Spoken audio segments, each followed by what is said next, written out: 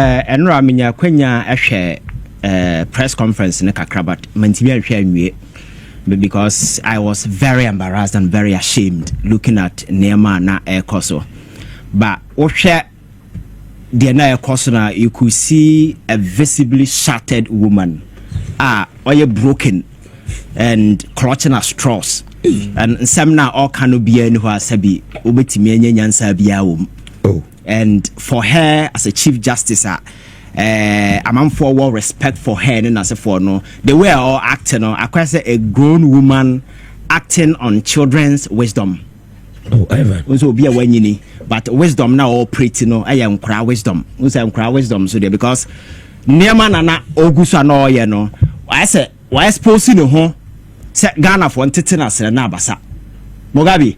And what she did yesterday, no. Or no ankasa sealing the fate, she's done. And I am saying that she cannot continue to be Chief Justice. Maybe the reason why.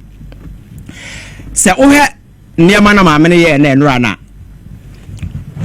Petition na the Constitution says must be heard in camera. And the actors in it no any right to bring it to public. Actors. The Constitution says the whole proceedings must be heard in camera. The Chief Justice of the Republic of this country, and the administrative head of the judiciary, it is her job to safeguard the integrity of the judiciary. She is privy to this constitutional provision, but decided, say, a document that is supposed to be a private document and the Constitution explicitly says, say, must be heard in camera, no, or time petitioned by TV, so Eba bekika munsem de chere Ghana for doing that your position as a chief justice become untenable asabra make no enti committee no proceedings na ekoso no se maamenu di bem kura na se osan ba we can drag her to court for this massive constitutional breach for her to be removed because adia oya na make say because she's emotionally your friend saying driven, and she's acting on children's wisdom, no. Who said what she did yesterday, or no ankasa signed the fate, the last nail to the coffin, or the bomenra, because what she did yesterday, was a flagrant abuse of the constitutional provision. That this thing must be heard in a way, and again, Mugabe. And some now man na okikano you could see conspiracy theories because nothing she said that grounded in law because law no you ever say we nim nyansa pa kofa legon regu yam still we nim nyansa say we nim nyansa pa legon dynasty or pa kofa no fatweti anopa we and hu nyansa because in some now all kano the poverty of intellect logic any reason I will you begin to ask yourself Mami when annoy chief justice because some now can be hot for instance or say ADDO's lodge modern corner intimidating who cares about your personal emotions who cares about your personal emotions you don't call your friends ADDO's lodge you are talking about somebody you are being accused and the constitutional process has been set in motion you don't determine where that particular proceeding should happen whether be a state and they choose you. And at the end of the day, where they choose, has nothing to do with AKUFO-ADDO lodge na omobo obi tu oho. Judges, what kind of nonsense is this? But because she's arrogant, she doesn't see say nema na good anima say. What's it? Arrogant. Oh, very arrogant, very despicable, filthy, arrogant character. And because and yes, and can know how can you do this? Because again, process na air course, it's emotion. You are part of the process. You've not disconnected yourself from the process. Judges she's casting some kind of a spin on the judges, especially Justice Ponamine, because the reason is Daniel Ford no de asema Supreme Court ansana mamebe. Unati 2016 no otesu. Osepona mine ote a case no adi asem ama Daniel Ofori pen ama Daniel Ofori adibem Justice Asiedu na anu issue no mo de court no wadibi entino enuntino omunye your friend is saying bias. But this is a chief justice, the administrative head of the judiciary. We make sure say people no will be integrity driven individual, honesty and candor will be on their part. Now you as a chief justice cannot guarantee the honesty and the integrity of the people you are working with, and you want the ordinary Ghanaian to guarantee that particular thing. And America and some now can. So what's now rationally, if you want to put it on the table and analyze that, you could see clearly say and she rather exposing herself. And again, one accusation or kind say shining star no crano or court registrar we are. There is nowhere in the constitution that says say group at the petition president that they should be a registered group. There is nowhere in the constitution that says a mutual petition president even within crime shame. But it is only fair say you breach the principles of natural justice in anonymity. No, I'm saying that there is nowhere in the constitution that says Trump petition president you remove go and read the constitution. It is nowhere say even your name should be there. But in implementing it, we are human beings. You cannot accuse somebody without knowing your accusers, and it's the reason why I am making it sure say okay, be known. Some able to verify. That is why I want whistleblowers and sometimes proceedings to me because but we're able to deal with the issue to the logical conclusion. I'm not a lawyer, but look at this coherent analysis that I'm making. But this is a chief justice, and she's making all this nonsense of allegation, just trying to build up conspiracy theories. Sabia Ghana for me say she's being hounded. Adia Oyen and Ranina was a smear campaign directing at John Mahama, just trying to shop public attention. Sabia man for me say be but one near my why at the home. Yeah, Tim. Oh, me say dead on arrival. She's just a small piece of the bigger judicial puzzle now. Yeah, try to solve no. Oh no, she's insignificant too.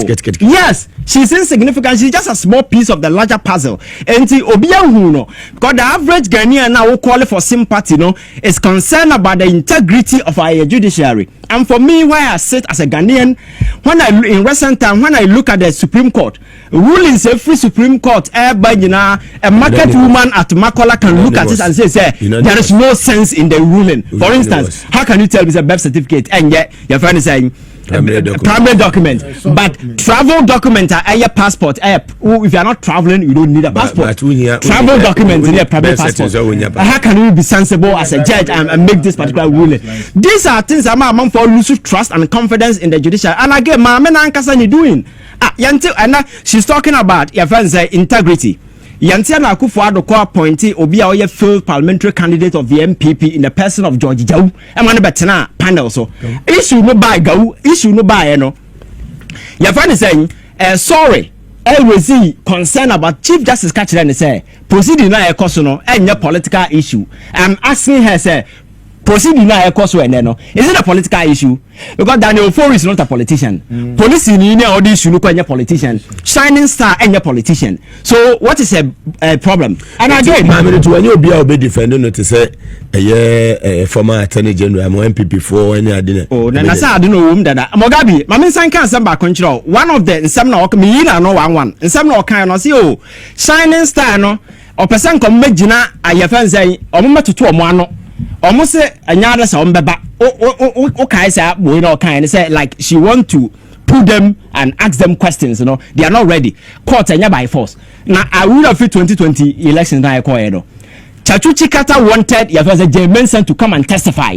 Mo catch say mo man no crime man begina box and yanto na toko no can be na obi a Shining Star no so me or my testify because you can just write affidavit in support of your first initial petition and the court will sit on it. That is what I'm telling you. Say you see if or you be a sense of shame because you will not be putting that package of nonsense that she put out there yesterday. Press conference it's just she was just manufacturing nonsense and attempting to sell same to Ghanaians, but we are not ready to buy it. And again, I say president establishing the premier facia, President Ed, and I'm asking her and challenging her as a Supreme Court judge, say Constitution article being a president breach here because Mugabe yati the Constitution is very vague in its interpretation dealing with some of these. It says the president will receive a petition and forward same to Council of State to establish merit credence and make sure the threshold within which something can be identified as a petition or qualified.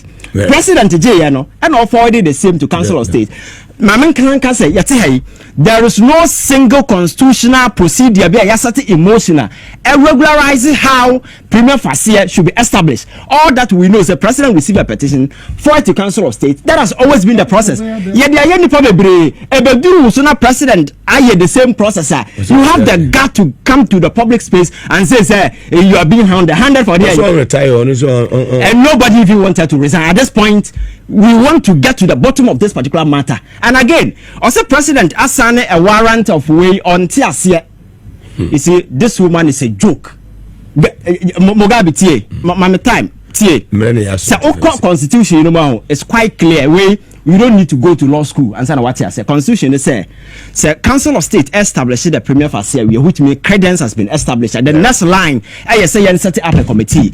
So president set a committee. Then there is a constitutional discretionary injunction on the president to exercise either to suspend the woman or let her stay. That power is solely rested with the president. Nobody can exercise that power apart from the president. So this is the power that president has exercised. Then the chief justice go on public and say what? I think she should give us a break. And again, last one. Or say a man for 13 is on resigning.